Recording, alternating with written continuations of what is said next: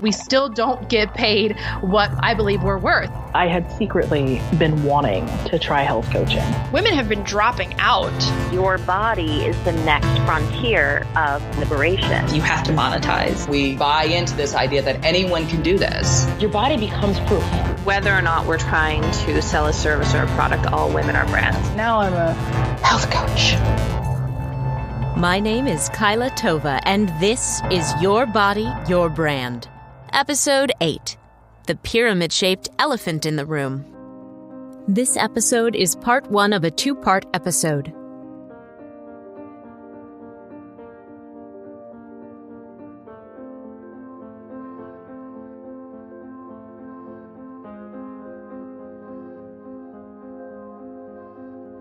Well, it was the oils. The oils was my main one. And actually, I mean, technically I'm still signed up to do that. And the oils are my main one. And then there's another skin one. And then, I'm still signed up for another one that it's interesting because I actually like the third one that I'm involved with. And then at this present time, like I still have to keep the oils and the other one that I'm doing, the skin one, because like I need to make some money. When we last heard from Brenda Swan, she was getting her life and her relationship back together after a failed stint as a health coach. We're picking up her story just after she and her husband got back together and moved across the country.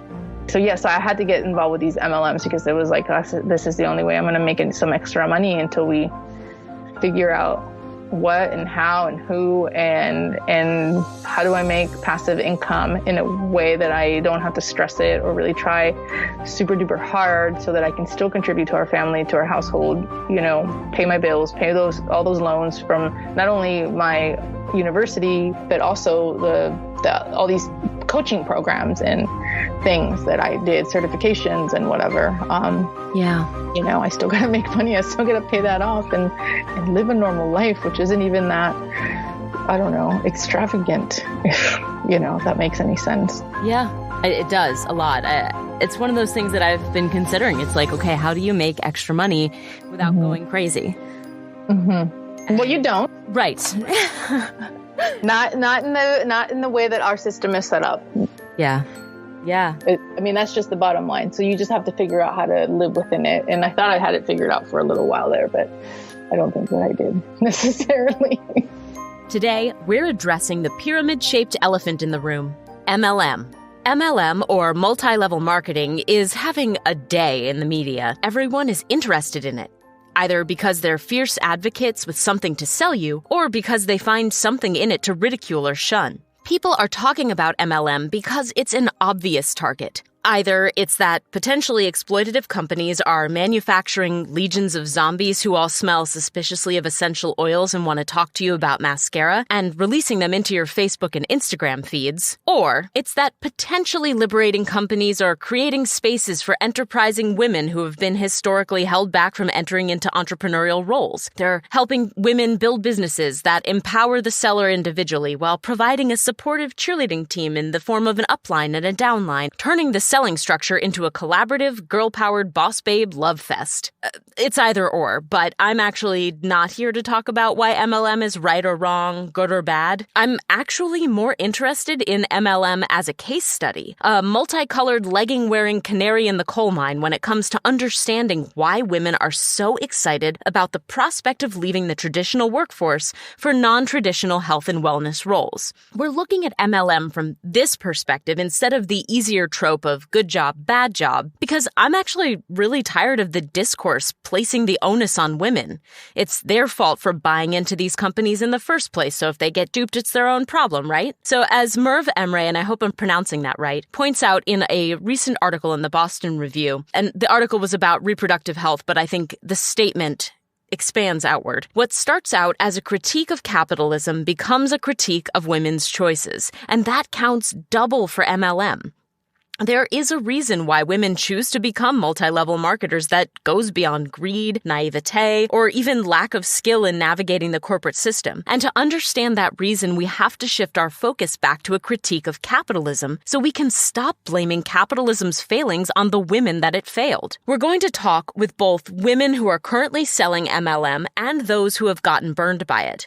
And So some full disclosure before we get started. In the past, I have written and spoken out against MLM, both because I've been personally hurt by the disingenuous marketing of the products and because I recognize how exploitative these companies can be.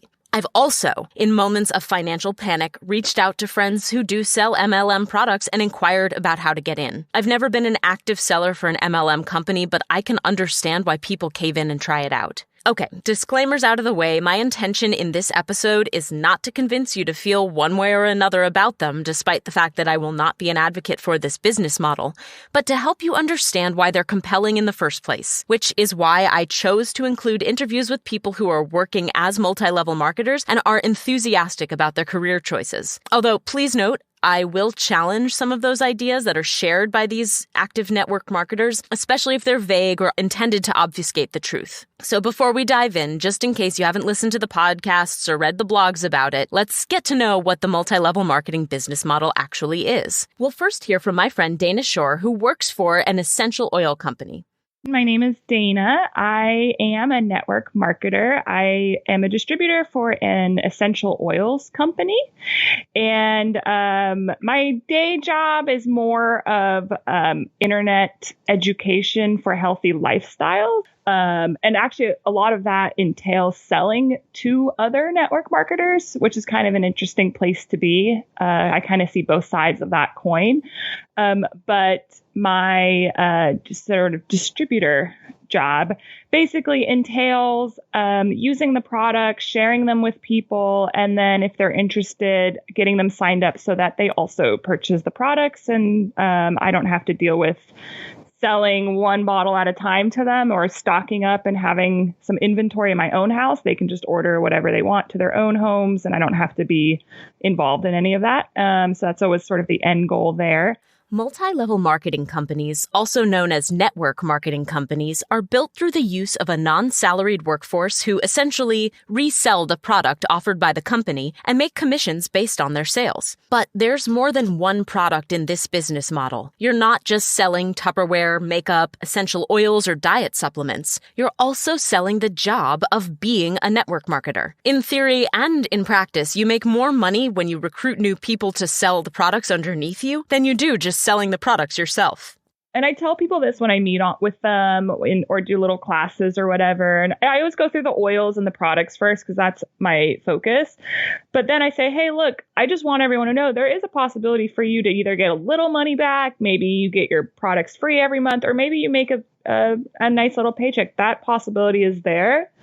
But it's all about like I could sign up every person I see just directly under me and I'd make like a decent amount of money. I'd make 8% of whatever they buy, but I'll never actually make a good quality income that way. The way for me to succeed is to have structures under myself. And if you want to call them trees or downlines or branches, or you want to refer to the pyramid, whatever, I don't care. But I basically need the people under me to succeed in order for myself to succeed, because that's how our payment structure and our what we call our comp plan or compensation plan is laid out. So for me, I don't want to have a big stock of products and then just try to sell and have just singular customers underneath me. I don't want to be a retail store. I want to just get other people doing well. And that's how I basically uprank, it's called, and get higher percentages and get to reach further down and all this stuff. MLMs are often compared to pyramid schemes because the business model is pyramid-shaped. One salesperson, the upline, takes on salespeople underneath them, the downline, and makes commissions off of their downline sales. Network marketers will tell you that their companies are ladder-shaped or horizontal in order to reduce the stigma of the pyramid shape. Pyramid schemes are illegal. But either way, MLMs do involve one salesperson referring another one into the company and earning a percentage of money from the sales made by the person below them. They're definitely pyramid-shaped, whether or not you or the FTC agrees that they're a scam. Picture one person taking on two people underneath them, and then those two people taking on two people underneath them, etc. The resulting picture, if you were to draw it out, still looks like a pyramid. They're just not classified as a pyramid scheme, which is a very specific type of illegal business model.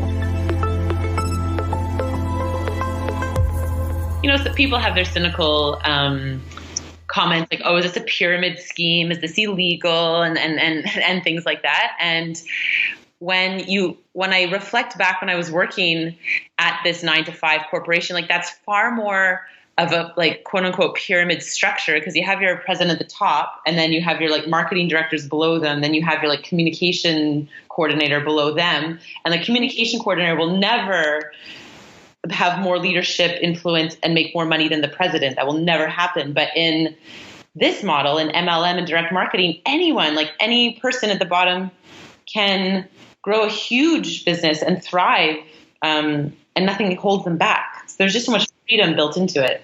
You just heard Jen Krudbos, a yoga instructor and essential oils consultant, share some of the language that network marketers use to help explain how MLMs are not pyramid schemes. Just to offer some counterpoint before we go any further, while corporate structures do have top-down org charts that may resemble a pyramid when drawn, they're not pyramid-shaped in the same way. Each employee does not earn their own revenue stream in a corporate model, and the boss doesn't make a commission off of the revenue earned directly by the people below them. When an employee is hired into a company, they work directly for the company and are paid by the company with a salary, even if they report to a manager above them. So the manager has no incentive to bring more people into the company to make money off of them. They have incentive to bring people into the company to fill in an open role. In the network marketing model, however, there's a direct financial incentive for a person to recruit somebody directly underneath them and grow their downline. Even in corporate sales, where individual contributors do earn a commission, the model still does not consider their manager or their manager's manager an upline. Because of the way that MLMs are structured, while network marketers do make a percentage of the retail sales of whatever product their company promotes, from essential oils to leggings to shakes, cleanses, and supplements, the real money is in recruiting a downline. This fact that you're not really selling products but actually selling the company is what earns MLM its bad rap. Because in MLM, it's not just always be selling, it's also always be recruiting. As Dana tells us, pretty much everyone's like biggest complaint, right, is like, oh, this girl I talked to like 3 times in high school and we're just Facebook friends messaged me out of the blue. And like, I know what's coming next. This puts a lot of pressure on network marketers to not only promote the products, but to promote the lifestyle of selling those products, to subsume their company's products, services, and marketing language into the fabric of their own lives, which is why they are so often visible as objects for scorn online. If you do MLM, everybody knows about it. But this is also what makes MLM such a great case study for the concept of your body, your brand. Because, at least in the case of health and wellness, you are forced to turn the management of your body and your health via these products into your lifestyle as visibly as possible online. So, why do women turn to MLM? Why do they feel like they have to invest in this system? Why do they believe that this is the alternative to capitalism that will finally carve out a space in this system for women to succeed?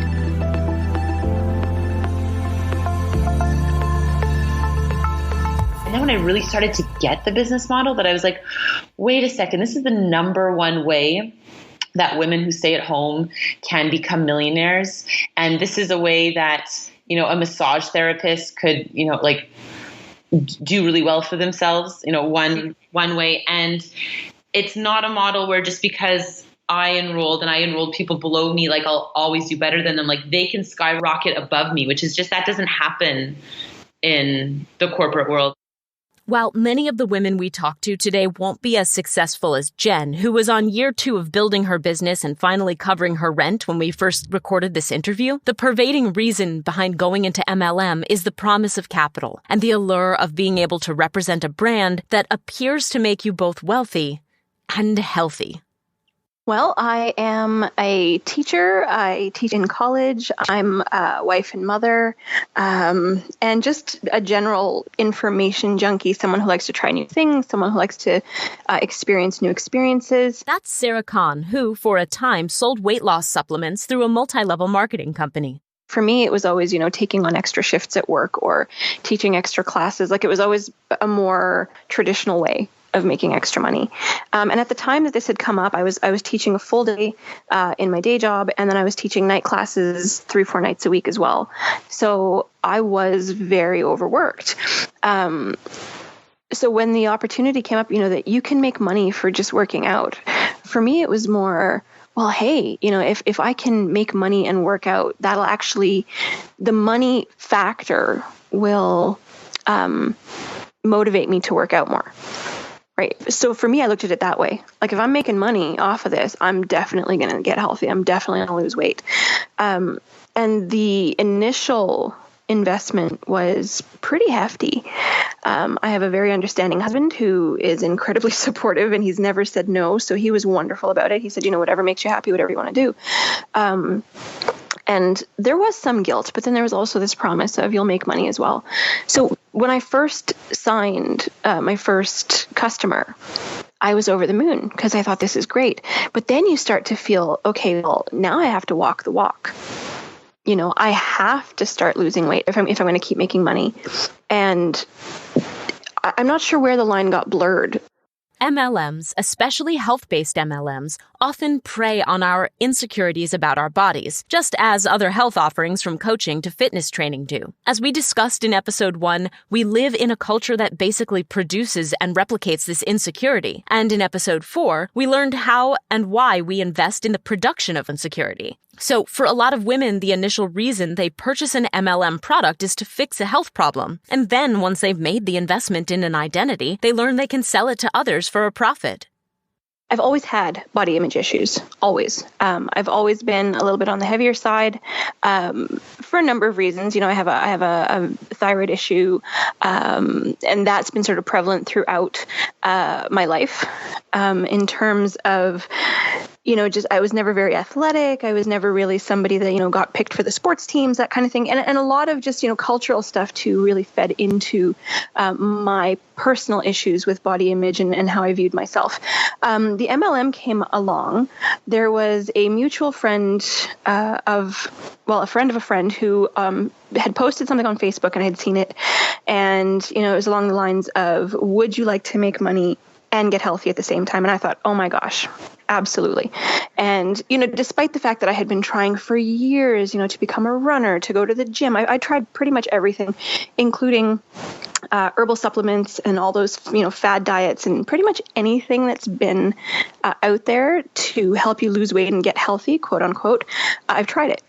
And so when this came up, I thought, you know what? Making money, that's a huge motivator. I'll stick with it. I'll do it. And so I met with this lady. She was wonderful. We got involved. There was, now thinking back on it, there was a lot of the high pressure sales tactics that I hadn't picked up on because it was very new to me. And, I will openly say that I was quite naive in the beginning. And, the whole, well, there's only 2 spots left on my team. And, you really need to make this decision now. And there was really kind of like, okay, I felt that pressure, like I have to make a decision right now. And I decided to do it. And that's really how I got into it, because the promise was there. It's really easy. There's no pressure. You do it your own way. You share your story. You don't have to be an expert, but you can totally make money doing this and lose weight at the same time. The reason you don't have to be an expert to make money is that the MLM business model, like health coaching and social media influence in general, is built on the principle of know, like, and trust. Tupperware, arguably one of the most well-known MLM companies, figured this one out when an enterprising businesswoman named Brownie Wise began selling Tupperware at her direct sales parties. Tupperware took notice and hired her to help transform the company. To this day, network marketers are encouraged to host parties, classes, and other events to introduce themselves and the product as a package deal, to show their friends, who know, like, and trust them, how these products are used in their everyday lives. Here's Jen again.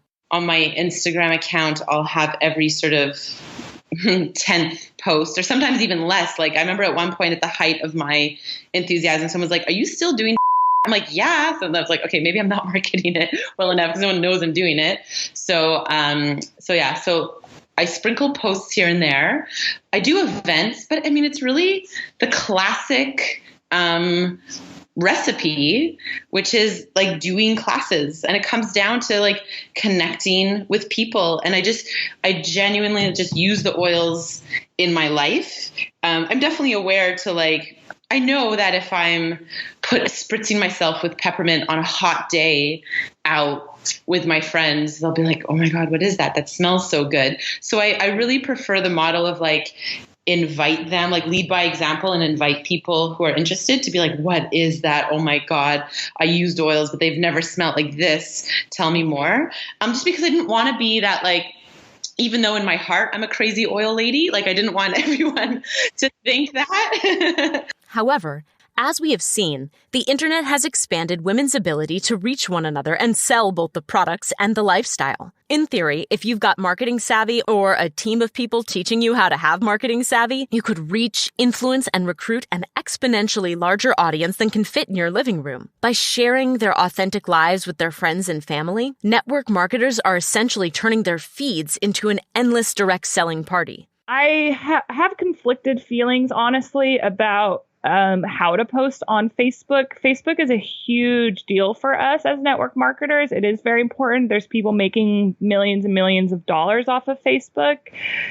If I could figure out one day how to do that, maybe I will too. One of the reasons that Dana is able to use Facebook despite her conflicting feelings is because of her approach to the marketing. She is as authentic as she can be in her posts because she's invested her belief in the product and in the network marketing lifestyle so much that they are an authentic part of her life. You should, above all else, love the product and believe in it because people will realize whether or not you do. And so that's a big thing for me is I mean, I've had a few people who come up to me and said, I want to do this as a business, which to me is like angels are singing from the heavens and, you know, there's like trumpets and everything. And like, that's awesome. It's pretty rare nowadays, but it is awesome to hear that. And I, of course, love that.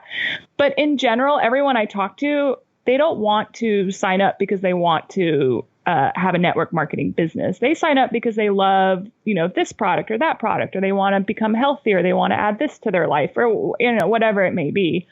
And so for me, we call it being a product of the product. So, you know, use the stuff, show people that you're using the stuff. Don't be afraid to, you know, open up a bottle of essential oils in front of people and sniff on it if it calms you down or whatever you're using it for. Don't be shy about it. And, you know, people can tell if you actually don't really believe in it or you're just trying to get people signed up, or maybe you don't even really use them. So if people ask you questions and you're like, oh, I don't really know, or that product, you know, people will realize whether or not this is actually something that's part of your life. And so if the product is not something you think you're going to use literally every day, don't sign up for that company. So it may be a great skincare line, but if you have your own skincare that you really like, that does well for you, or, you know, whatever, like if you're not going to use the product, what's the point in trying to sell it to other people? Everyone uses the internet differently. Some people really do approach their MLM sales as authentic. They don't have a gimmick or a marketing plan. They, like Dana, as products of the product, just show you how they use the product in their everyday lives. Others, especially those who have a background in marketing, really lean into systematizing their social shares for optimal conversion. Here's Sarah again on how her upline and her team encouraged her to manage her brand. We had our sort of team leader, our upline was very marketing savvy, somebody who, you know, gave us a lot of very prescriptive things to do. So, you know, how many times a day you should be posting on your social media, the types of things you should be posting, the optimal times of day that you should be posting, you know, using emojis and making sure there's a picture and making sure that your pictures look a certain way and the kind of words you should be using, how many capitals you should be using in your posts. And so it was a very prescriptive way of doing it. And, you know, in the beginning, it was very helpful and it was like great. And I did have to adjust my personal style. And I do remember one conversation that I had with one of the uplines who I had posted something personal on my Facebook page. And I got a message almost instantly saying, you shouldn't post that because that's too controversial. And it wasn't. It was just something about my personal life, something that, you know, had a personal opinion.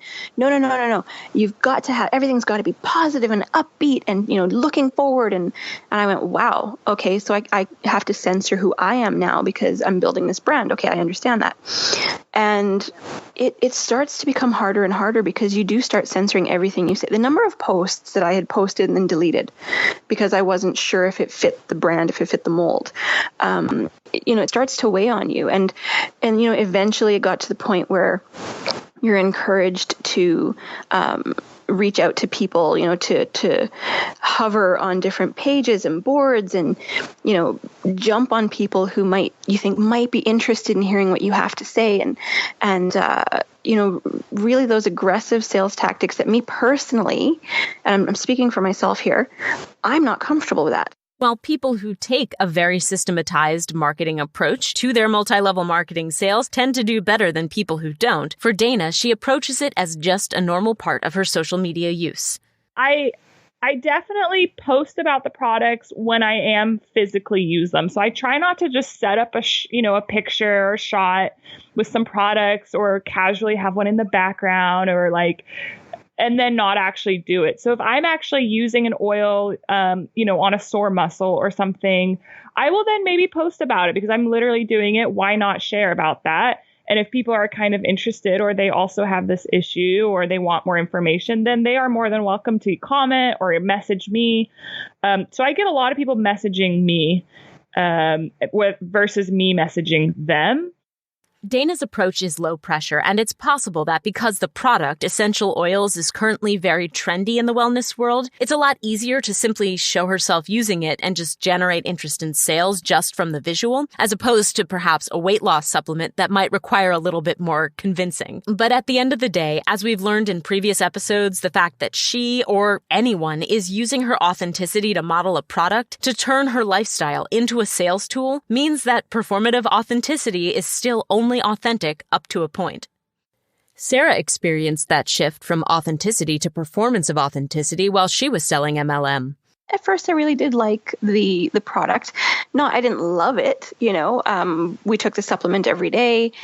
And I remember, there was a new flavor came out and everyone was so excited about it. They were really hyping it up and people ordered it and they tried it and I ordered it and I tried it and I thought, this is actually really disgusting.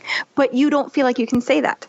You have to post about how wonderful it is and how fantastic it is and how it's changed your life. And there's a lot of pressure to conform, which is almost counterintuitive because they're telling you to be authentic. They're telling you to be yourself because authenticity sells your brand. It allows you to connect with people. But at the same time, if your authenticity in any way counters what the message is, you can't be authentic.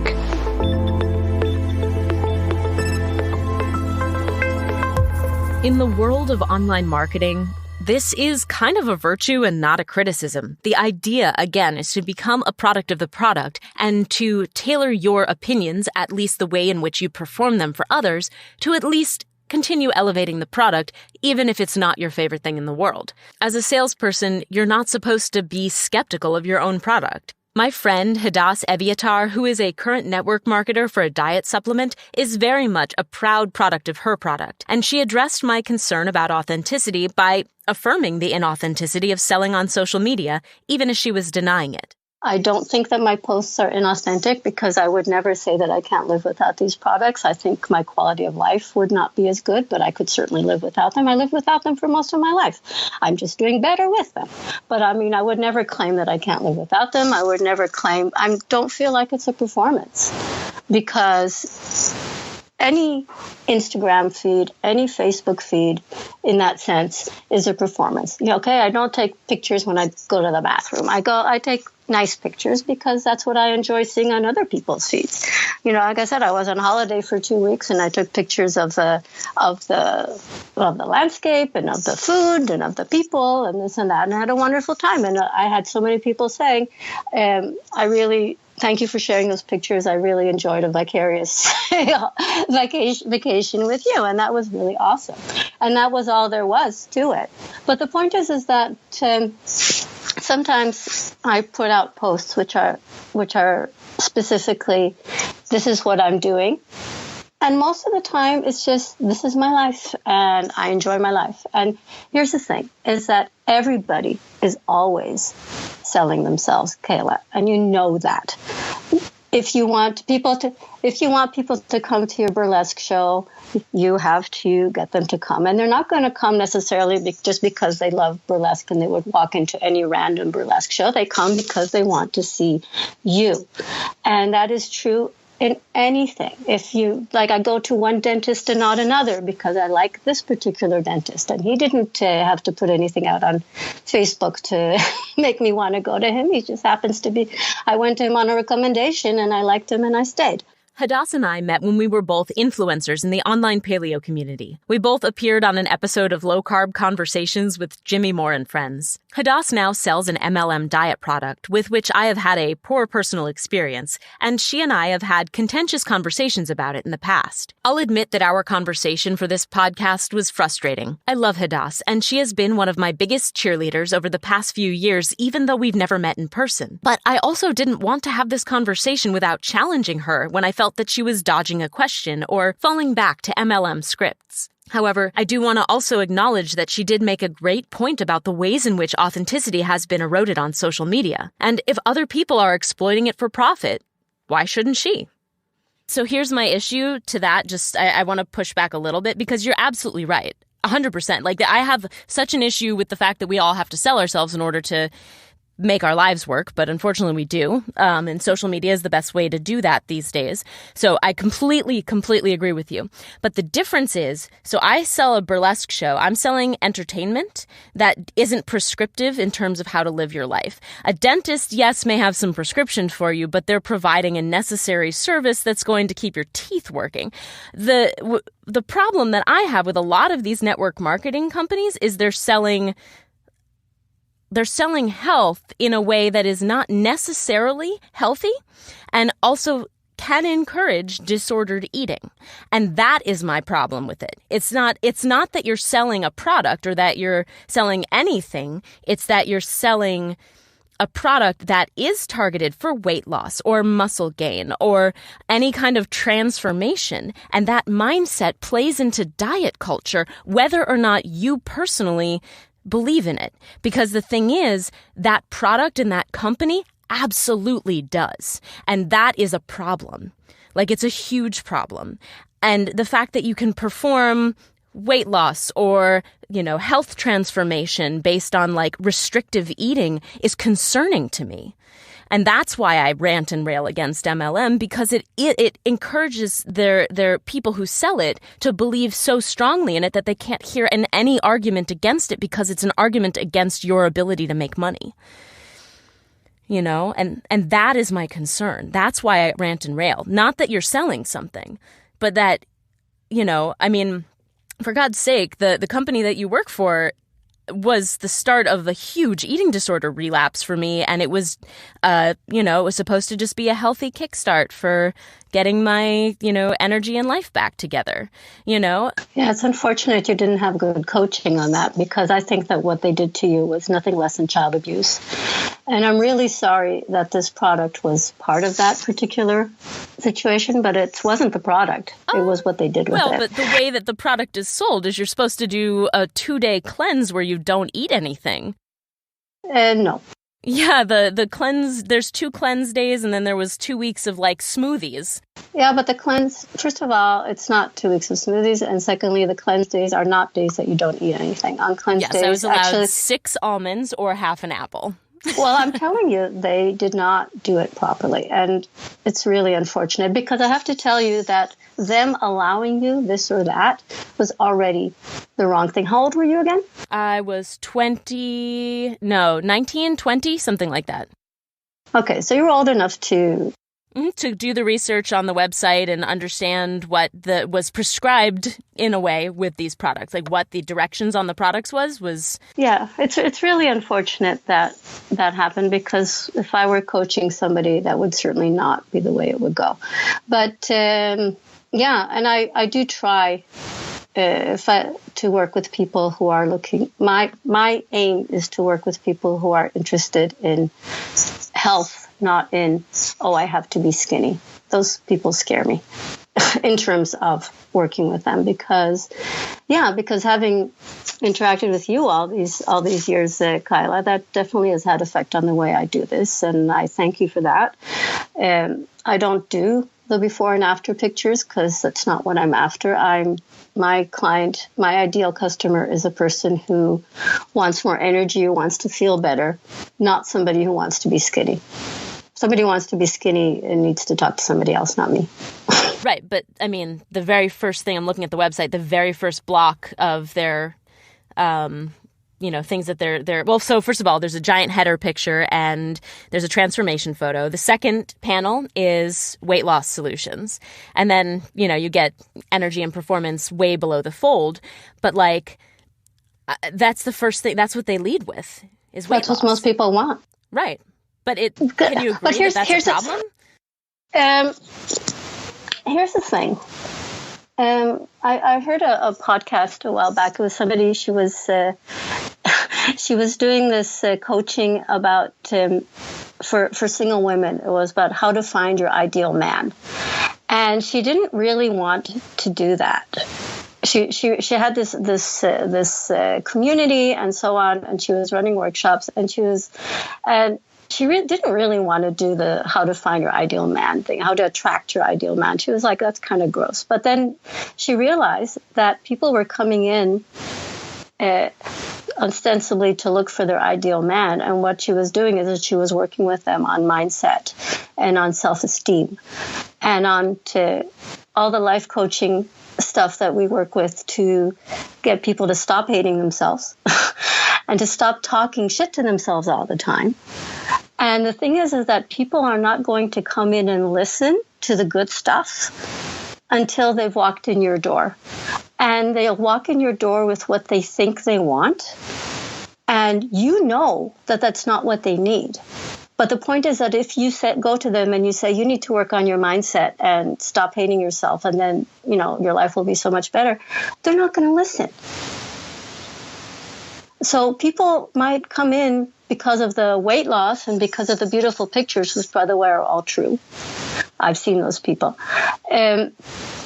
They might come in because of that, and then they'll get to listen to somebody like my friend Erin talking about emotional eating and talking about mindset and talking about self-esteem and about controlling your thoughts and all of that stuff. Right, but you don't need a product for that. You don't need a product for that, but in it fact, certainly a product helps. isn't going to help you with that, though. That's the thing. Yes, it will, because because what also happens is that people are malnourished and their brains don't work so great. And one of the ways in which, and forget the cleanse days, what I'm talking about, if people even just take a shake a day, what I found for myself is that I was incredibly malnourished. Now, I actually was malnourished because of my digestive issues, but even people who don't have digestive issues, although a lot of people do, they do find that their thinking is clearer because they are actually better nourished because they've been eating standard American crap diet. So just improving their nourishment, and even if they don't buy the whole damn thing, I don't care. Buy one canister of shake and take one shake a day, and you'll find that you feel better and you can think better. And then maybe you can listen and think about things like, what kind of self-talk am I having, and how am I putting myself down, and how can I be nicer to myself and not have such ridiculous expectations of myself, and not punish myself, and not use food as a reward, and not use food to fill that void in my life. All of these things you can't do if you can't think. I know that for Hadass, who is in it, who is invested, it's very easy for her to see this product as being the game changer that she has been looking for. I don't want to discount her experience, especially because I know how much she's struggled with her digestive health. And if this product appears to be working for her and the people that she's coached, that's great. However, standing outside of the network marketing paradigm looking in and understanding how we've developed these scripts around the importance of selling ourselves and our health, I can't help but wonder if Hadass and women like her need these products to work in order to justify the economic and reputational risk they're taking to become distributors in these companies. Looking back on it now, there wasn't anything really revolutionary about it. There was a very strong emphasis on being conscious of what you eat and working out every day. And there were a variety of different exercise options that you could participate in. And so you could really kind of find the workout that you really enjoyed. And there was really no pressure in the beginning to adhere to a certain type of workout or lifestyle. There was a whole bunch of choices. They were very, very big on a particular supplement, and that's I think part and parcel of most MLM organizations that are, health based, there's a supplement. That's where you make the bulk of your money, because that's where the recurrent monthly fees will come in. Because someone buys an exercise program, that's a one-off. You have to suck them into buying the supplement that, you could probably get results without it, but this will increase your results. It'll make them quicker. And there are so many added benefits to it. So that's how you sell it, right? Like, oh, you don't have a great diet. Let's be completely honest. You're a busy mom, you're a busy employee, you're a busy whatever. This is going to help cover all your bases. And that's really kind of where it started. So pushing that supplement was absolutely paramount. That was the first fundamental thing that we had to do. I mean, so from your own personal perspective, did you believe in the things that you were selling? You know what? Early on, absolutely, I did. You have to buy into the supplement as well in order for you to stay active as a member of this organization. So you're spending money every month. And as a result of that, you feel the pressure of, okay, I've got to get other people to buy into it. Otherwise, I don't make any money. And, I did at first. You buy into the hype because you're involved. You suddenly get sucked into this community that is, and I hesitate to say it because I know people don't like it, but it's almost cult-like. There's a cultish mentality to it that, we are the answer. We are the ones who are going to fix everything. Look how amazing we are. And there's constant bombardment of personal success stories and all of these people who are doing amazing things and people who've left their jobs and who've, now making six figures doing this. And it's constantly thrown at you. So you do get sucked into that hype and you get sucked into that whole lifestyle and just the, and what I had found over, in the first maybe year was that the vast majority of people on my Facebook and on other social media were all other coaches, all people from, other teams, our team.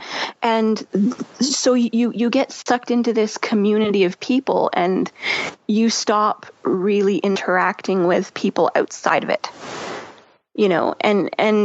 and so I think you kind of get stuck in this little bubble of, if these are the only people, and I had noticed that, I'd post something prescriptive or inspirational, whatever you want to call it, and the vast majority of people responding were other coaches.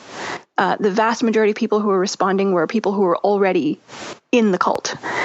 And so it's kind of this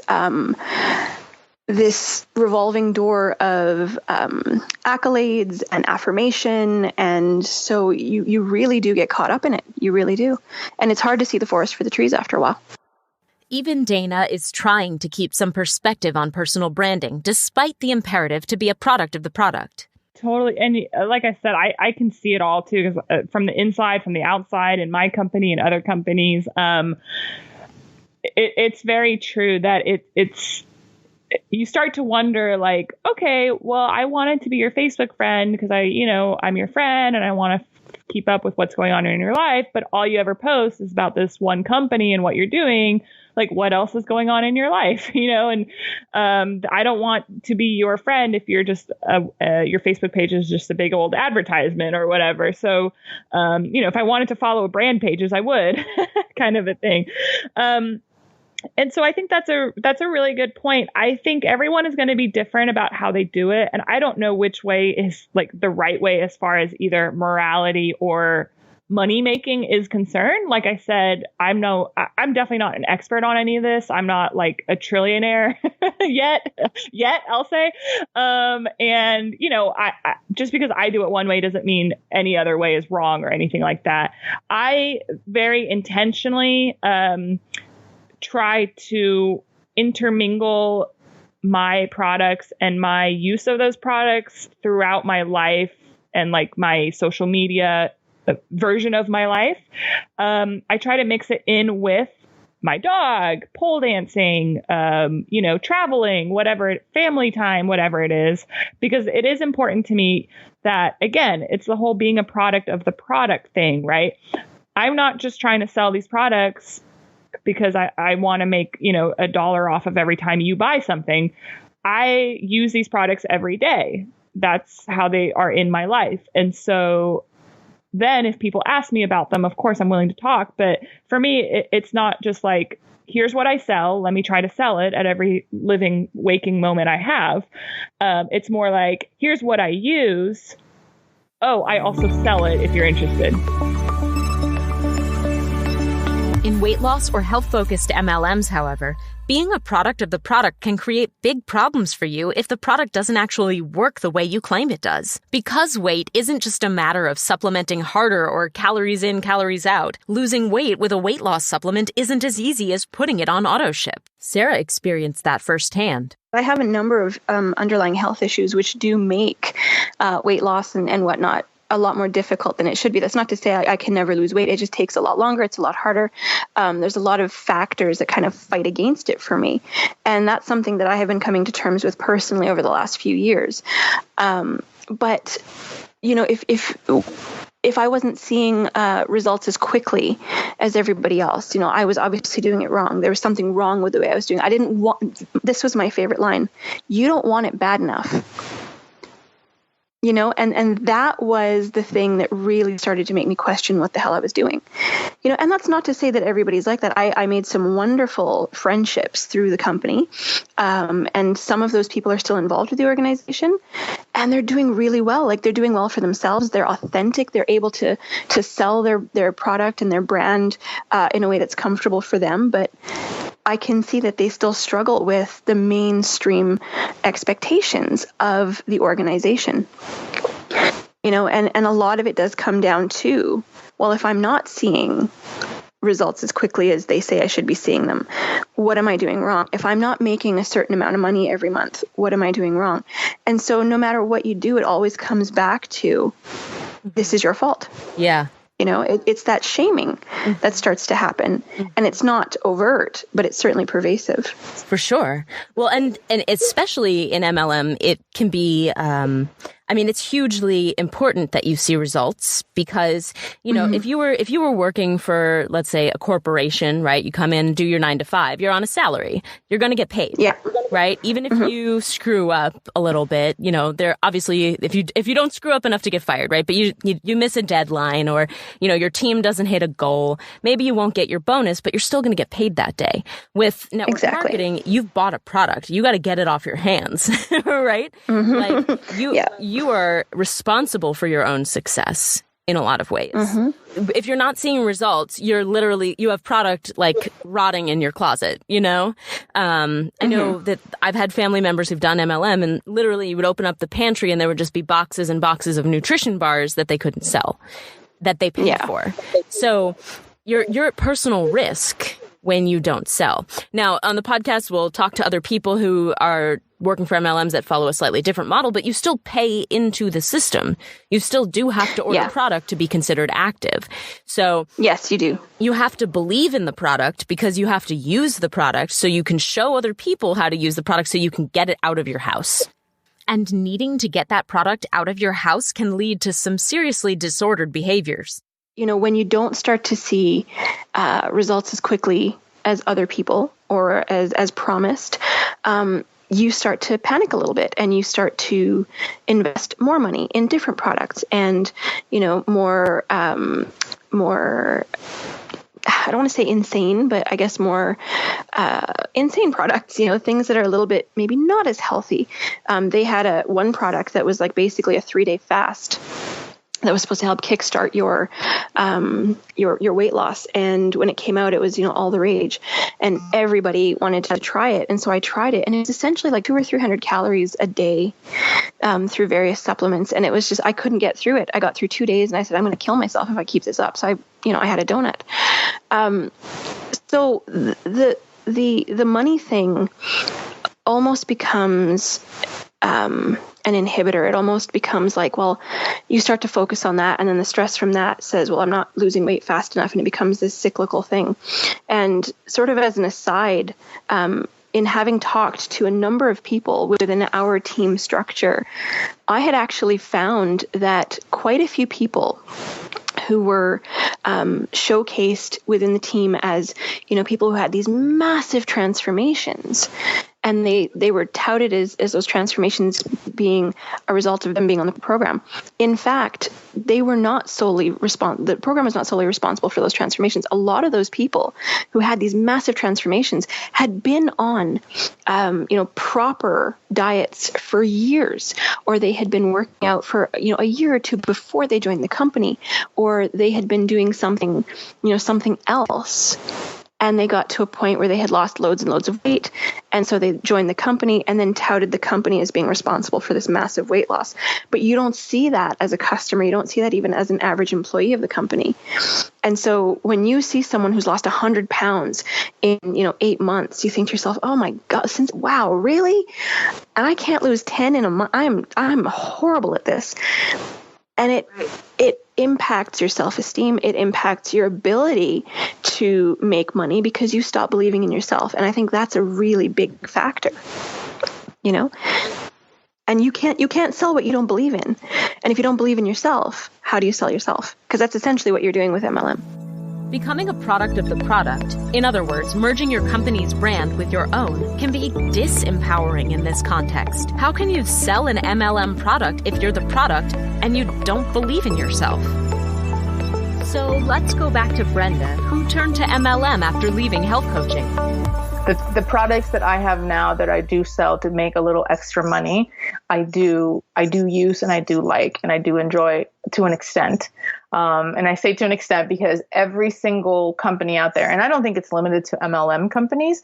I think that we just see that more often because a lot of us spend so much on our social media. I think a lot of other products are doing the same thing. But anytime, there are a lot of them that start veering into we have this, it's going to cure your insomnia, or we have their products get produced to fix these problems that are so much greater than just take a pill, take a shot, rub some oil on it, put some healthy sunscreen on it, whatever. There's so much more there that person needs help with. And it's a combination of what you want to call Western medicine with holistic medicine with tradition, however you want to label it all. There is a balance, and guess what the fuck? It's okay to have a balance and use these different things, So that's where I have sometimes a little bit of problem with even the companies that I'm involved with that are making me a little bit of extra money, because it's not that much more, but if it's enough for a car payment, I'll continue to put the effort into it. And again, there is the part that I believe in and the part that I don't. And I'm going to stick with the part that I believe in and speak to that part because I can. The rest of it, I'm going to say, you know what? I don't know. And I'm okay with telling you that I don't know because I'm okay with you trying to find a different answer from someone else and comparing the information and how it applies to you. But it's hard. But it's hard because then there's the people, your quote unquote teammates in this MLM world, your teammates, the people are in your group or whatever, I don't even know, whatever they call it, and they're doing so much better and they're meeting all their quotas and they're doing, you're making $300 extra a month, but they're making $1,500 extra a month. And you're sitting here going, what the hell am I doing wrong, man? And then you go down that path of well, I look healthier than her or him, and I do this and that, and I have to balance a real job, because then I start calling my job a real job instead of recognizing that every job is a fucking real job, And it's oh, she does is stay at home and play on the internet all day, so she's able to push her sales on people. And wait a minute, what? Unhealthy behavior again. Because now it's competitive, and competitive is good, but it's not good when you're wishing ill on others or saying bad things about it. Oh my God, what is happening? And it's this vortex of healthy, unhealthy, healthy, unhealthy, healthy, unhealthy, with no real push or no real advocate for balance. I want to go back to a conversation that I had with Daniel Pink, the author of To Sell is Human, to try to understand why there are people out there who willingly buy into this lifestyle when it can, in some context and for some people, become an emotional and economic drain on the seller. If you're constantly finding problems that end up being bogus problems, again, it's the same thing. It's not going to work for very long. So, you want to have clients and customers beyond a single transaction, because that's a better business. It's a better business if you have people if you're a seller and you have people who are loyal to you, right? It's a harder business to try to win over people over and over and new people over and over and over and over and over and over again. All right. You want to be the restaurant where people that doesn't have to do a huge amount of marketing because you're so good, people want to come to you. And, and so if you are surfacing bogus problems all the time, you're not going to get the kind of loyalty that you need. But just to be fair, I mean, because I think you're right. I mean, you can fool some of the people some of the time. There's no question about that. Yeah. And, it worries me because there are people who are also very willing to be fooled. I think not in a commentary on their intelligence or even their decision making. I think there are people who just want so badly to find answers for problems that when they find something that feels like it might be the right answer, they're willing to be told by somebody who says they've found that problem for them. Like, for example, you look at a lot of the multi-level marketing diet products. These people build huge followings and repeat customers who keep coming back for a diet product that just doesn't work, right? Because they want so desperately for it to work, because the way that those products are marketed, it's like the problem for you is that you don't feel worthy or you don't feel valued. I think that to me is the number one thing. Like, people don't feel valued. They want to make more money, right? But how do you make more money? Well, you have to do something that's valuable. What's valuable? Be thin. So, so they go back and go back and go back. And I mean,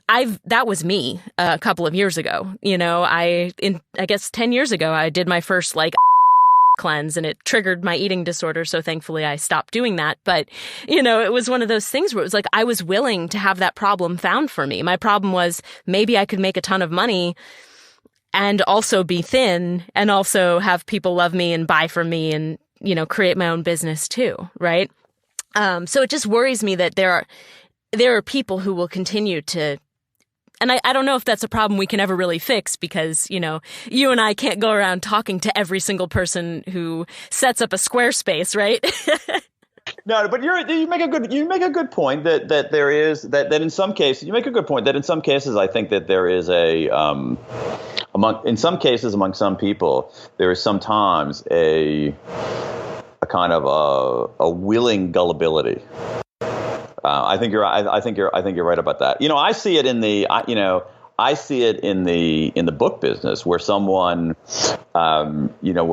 comes out with his or her, I'm thinking of one person in particular, it's a he, comes out with like his 9th diet book in 12 years. And I'm thinking like, okay, what was wrong with the first 8? Like, you know what I mean? It's like it's like, why, like, this is obviously some kind of scam here. Why are people falling for it? But I guess they're falling for it for the same, they want to, they're not buying a diet book. They're buying the feeling of hope in that moment.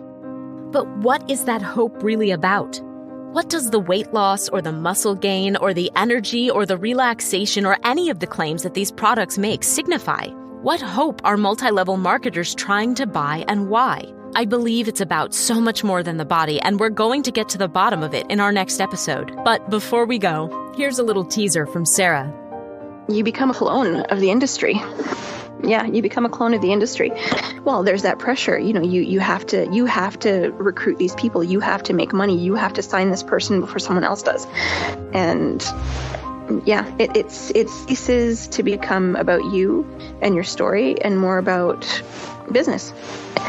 And you know what? Let's face it, that's exactly what it is. It's a business. There's nothing personal about it. The Your Body, Your Brand podcast was written, recorded, edited, and produced by me, Kyla Tova. Dramaturgical feedback was provided by Kendall Lynch. Music for the intro was written and produced by Mackenzie Quattlebaum. Concept photography for the website, social media, and podcast cover art was taken by Riza Scott of RF Scott Imagery. To support this independent, ad-free podcast and help us develop a season 2, please consider becoming a patron. Patrons who pledge at least $3 a month will get exclusive audio, including cut audio and longer, previously unreleased interviews. This week's interview is with Victoria Fariz. Just visit patreon.com/bodybrandpod to become a patron today. For show notes and links to the guests who appeared on today's episode, please visit bodybrandpod.com/pyramid. And as always, I want to hear from you. If you're thinking about becoming a health coach, yoga teacher, personal trainer, or wellness entrepreneur of any kind, or if you already are one, I'd love to hear your story. So please feel free to send me a text, email, or record a voice memo and send it to yourbodyyourbrand@gmail.com. And if you like the podcast, please subscribe and leave a review. I can't tell you how much it means to me to see those of you who are helping to share the podcast through word of mouth, positive reviews, and other means. I appreciate each and every one of you for listening, and I'm so excited for you to hear the conclusion of this 2-part episode next week. We'll see you then.